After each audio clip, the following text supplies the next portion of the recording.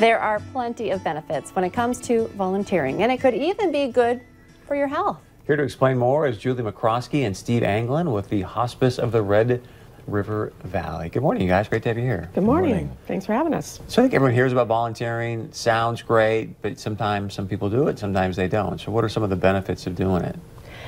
I can speak from an organizational perspective, and Steve's here to talk about his personal experience, but we see more happiness, we see less anxiety, depression goes down, there's even some benefits to overall heart health, because giving back is the biggest reason why people are volunteering, especially in our organization. It makes them feel good. They're not doing it for any other reason other than they just want to help people and give back. What a great thing to do. Any time of the year, but the start of the new year is a really great time to kind of set the resolution to give back and volunteer as well, right? Absolutely. And we get volunteers all throughout the year, but I think that is another consideration when they think, geez, what can I do different this year? And I want to give back and I want to help. And a lot of our volunteers, I should say, come to our organization because a family member has been benefited from hospice. And so that's their way of saying, that was a great thing for my family member. What can I do? What can I do to help? And we have a lot of different volunteers. We have patient care volunteers. We have office volunteers. We have celebration bear sowers, which I can talk about as well, volunteers. And we have a thrift store called Heirlooms. So we have that's all volunteer-based or volunteer-run as well. So Steve, can you, before we get into more with the Bears, can you talk about how you got involved volunteering? When did you start and why? Yeah, well, it was this time of year, so it is a good time of the year to start volunteering. And at the time, my dad was about 5 hours away, and he was dying as well. I couldn't be there regularly for him, like I'd like to visit as often as I wanted to, but I thought to myself, I can visit somebody's dad or granddad or grandmother, and so that's what got me started. And so have you walk us stuck through with that. it? Yeah, you Go ahead. Go and just sit down by people's bedside, or how did it work? Yeah, they find, the volunteer coordinators find a good match, and they're very good at that.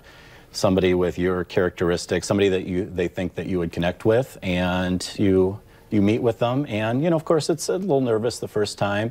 I think that's a good sign because that means you want to do a good job and connect with them, and usually you instantly connect. It's amazing, and you really become their last new friend. It's pretty powerful.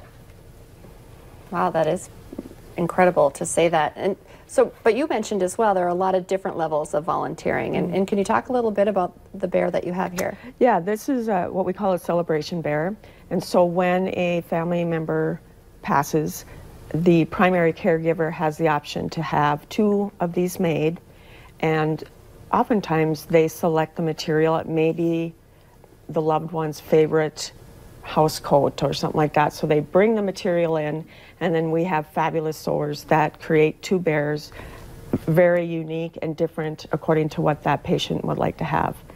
Probably a memorable one for me was a primary caregiver brought in a military uniform, jacket, and wanted 2 bears created from that for her loved one.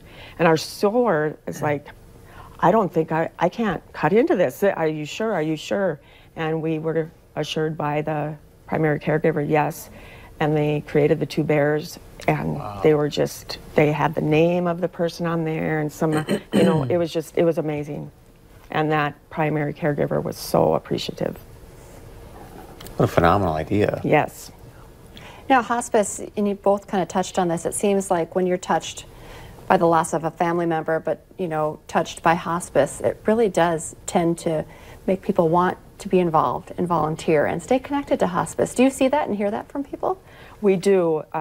When I talk with the volunteers, they have shared that it's a connection for them as well. When they can give back to hospice and then they start connecting with that patient. And again, as Steve explained, we match them. So for example, the patient may like to play pinochle. We're going to see if we can find a volunteer that knows how to play pinochle. And then we match them, and the volunteer will play a game of cards with them on a weekly basis or whatever works best for that patient. Love that. Yeah. How do people get started? If they're inspired by your stories today and they want to volunteer, how can they do that? They can go to our website at hrrv.org. There's an application right on the website that they can fill out, send it in, and then we start the process of meeting with them and getting them set up through training and learning what the volunteer schedule is like, because we're very flexible. We want to make sure that we are the volunteers bringing their time and talents to us. And so we want to make sure that we can work around their schedule as well and match them with the patient that best is for them as well. Well, thank you so much for what you both do. We appreciate you coming in today. Thank you. Stay with us. Coming up on today's show, hockey fans, get ready. There's a whole day being dedicated to the sport. We'll show you how you can get involved.